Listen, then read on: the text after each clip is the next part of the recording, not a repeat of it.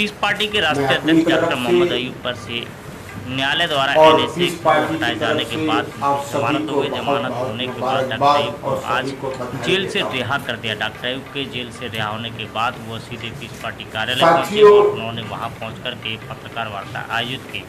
Piece party अध्यक्ष ने सरकार पर करारा हमला बोलते हुए कहा कि सत्य को परेशान किया जा सकता है, सत्य को हराया नहीं जा सकता। जो सरकार है डॉक्टर मोहम्मद अयूब की प्रेस वार्ता। वो सरकार देश के संविधान और देश के कानून के बजाय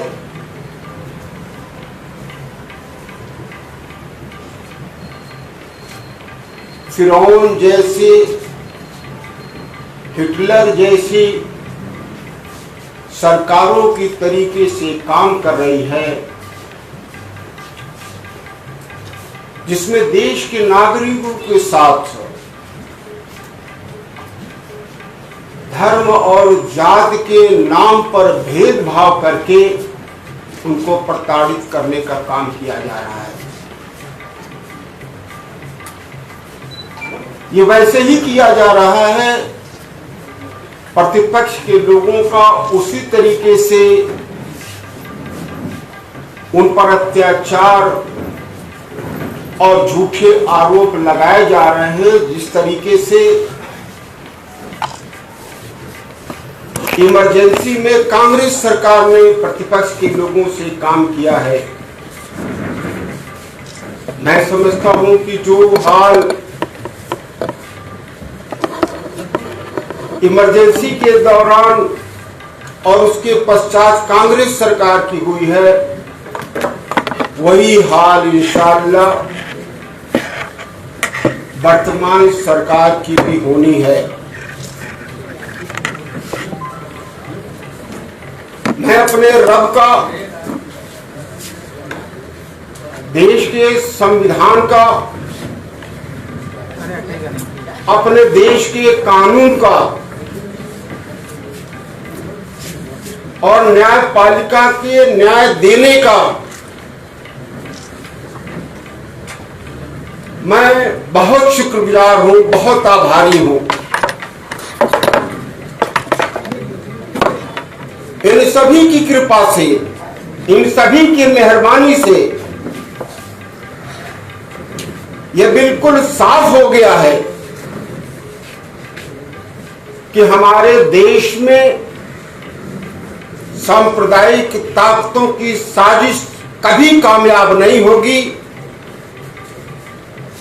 और हमारे मुल्क के संविधान और कानून का और न्याय व्यवस्था का बोलबाला रहेगा और जितनी ही फासिस्ट ताकतें हैं, सांप्रदायिक ताकतें हैं, उन सभी की साजिश इंशाअल्लाह कामयाब नहीं होगी। झूठे आरोपों में, तरह तरह की धाराओं में मुकदमा करना, मुबारकबाद के मौके पर जनता को जो मुबारकबाद दिया गया है उस पर एनएसए लगाना, यह साबित करता है कि सरकार संविधान और देश के कानून को त्याग कर दुर्भावना से बदले के लिए काम कर रही है। देश की जनता सहनशील है, न्यायपरक है। मुझे विश्वास है कि जनता इनके दुर्भावनाओं का, इनके अत्याचार का, देश के संविधान और कानून व्यवस्था के अपने लिए इस्तेमाल करने का जवाब देगी, यह मुझे पूरा विश्वास है। और इस संघर्ष में आप सभी महानुभाव का, पीस पार्टी को और हमें समर्थन मिलेगा। मैं जानता हूं कि यह लड़ाई बड़ी है, लंबी है। अन्याय के खिलाफ लड़ाई लंबी हो सकती है।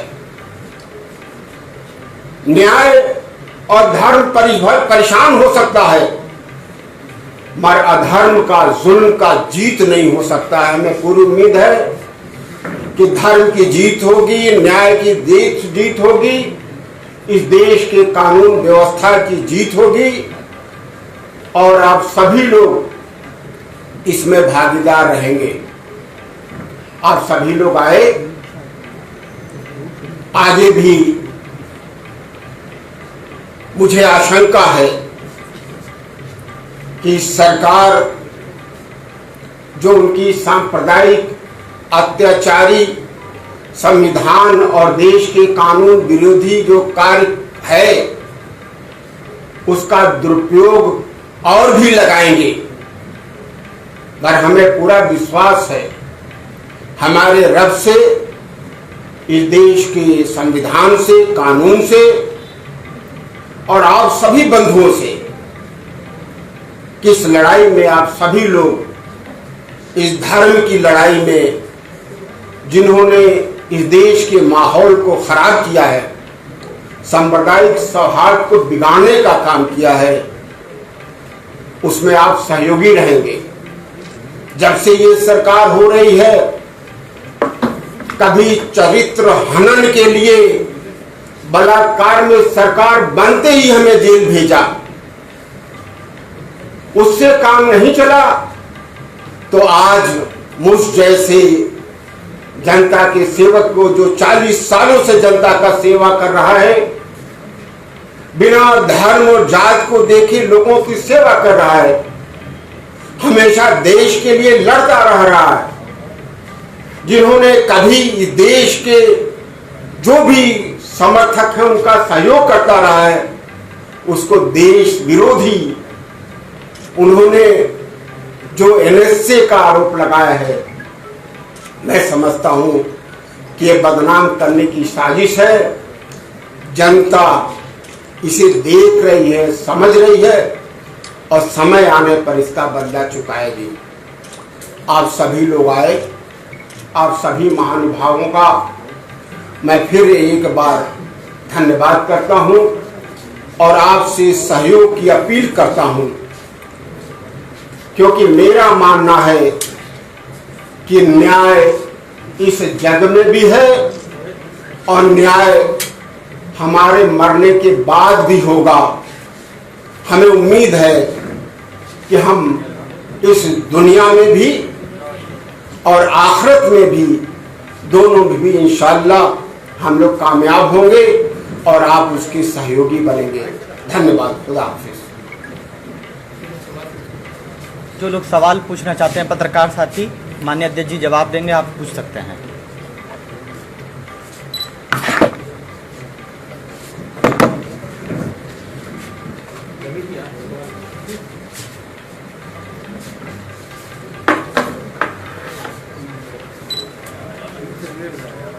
जी भाई इलेक्शन होने वाले हैं, क्या देवरिया पर आप लोग सपोर्ट करेंगे पार्टी का? पीस पार्टी गठन 2008 में हुआ है, उसने किसी पार्टी का सपोर्ट नहीं किया है। हमारी नीति नहीं है, हमारी नीति सहभागिता की है।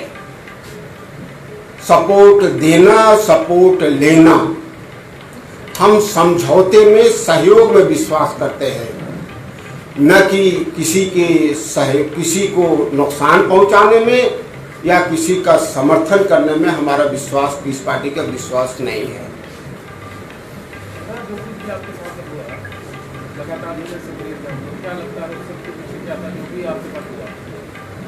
जो भी सत्ता में बैठे लोग हैं, वही लोग जो सांप्रदायिक मानसिकता से ग्रस्त हैं, ऐसे लोगों की कारस्तानी हो सकती है। मेरी ये सोच है और मेरा यह विश्वास है कि इस देश का संविधान और हमारा रब इनकी सारी साजिशों को नाकाम करेगा। सर, कोर्ट ने जो आपने प्रूफ किया है, सर सबसे अहम कड़ी क्या साबित है जिसके ऊपर आपको राष्ट्रद्रोह जो केस था ऐसे हाथ में जो आपको मिला?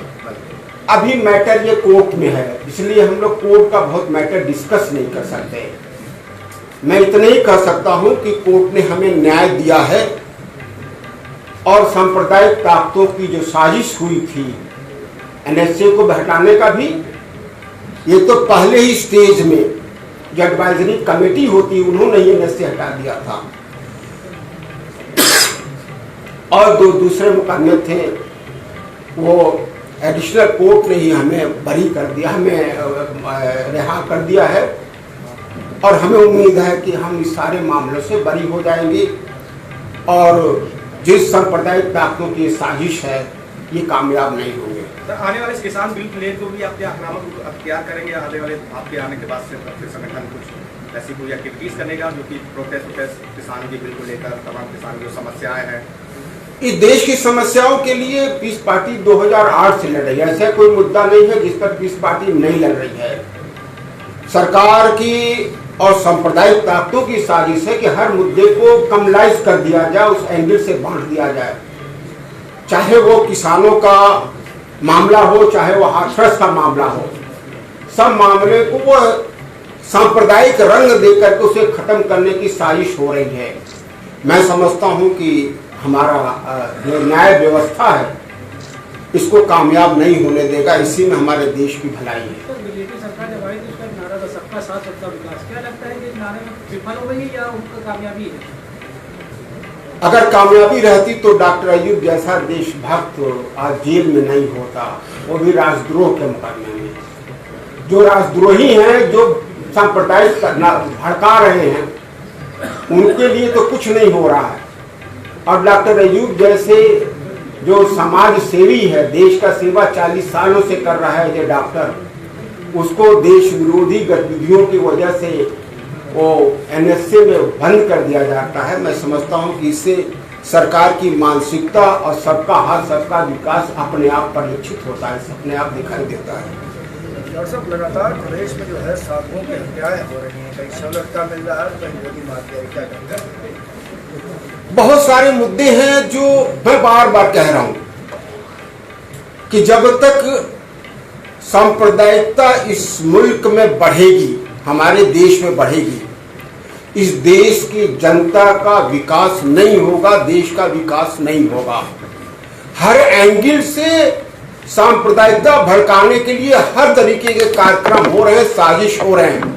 मैं उन सभी गतिविधियों का, चाहे वो साधु महात्माओं का हत्या हो, चाहे बलात्कार हो, उसके बाद कत्ल करना हो, चाहे मेरे जैसे लोगों का, कफील के जैसे लोगों का एनएसए लगा के जेल में बंद करना हो, मैं समझता हूं कि सभी साजिश है और साजिश में ये जो सांप्रदायिक ताकतें हैं वो कामयाब इंशाअल्लाह नहीं होंगी।